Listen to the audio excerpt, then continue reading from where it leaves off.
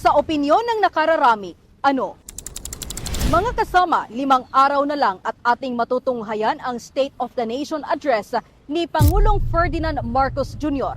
At bago ang kanyang ulat sa bayan, nilibot natin ang lungsod ng Pagadian upang ating alamin ang opinyon at inaasahan ng ating mga kababayan.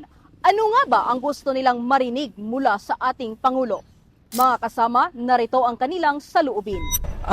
Bilang isang mag-aaral po, ang suliranin na kinakaharap po dito sa ating lugar ay ang pagkawala ng oportunidad sa mga mag-aaral dulot ng mataas na presyo ng mga pangunahing bilihin po.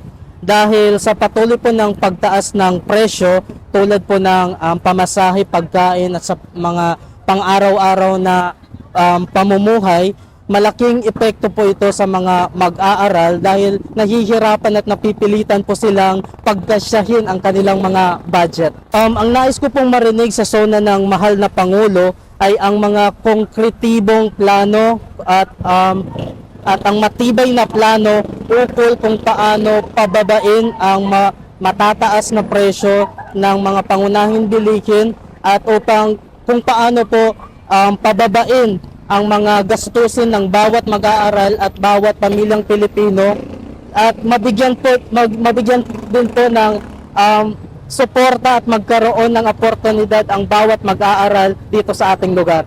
Ang akong ikakuan sa parte sa pamasada na mo, ma'am, napiktuhan mi gumikan aning mga pagtaas sa gasolina o kaning uban nga mga pare sa akong tricycle driver.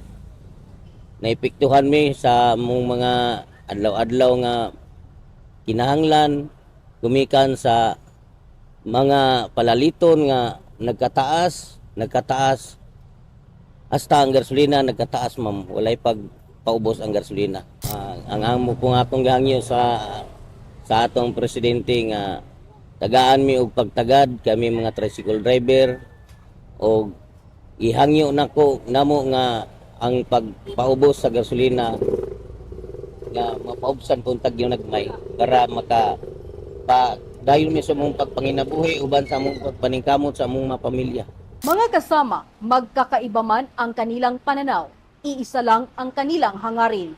Ang marinig ang mga konkretong hakbang at mga programang tumutugon sa pang-araw-araw na pangangailangan ng mga Pilipino. Para sa Sona ng Pangulo, ang ika-5 yugto special coverage.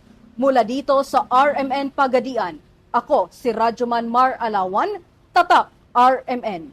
Sona ng Pangulo, ang ika-5 yugto.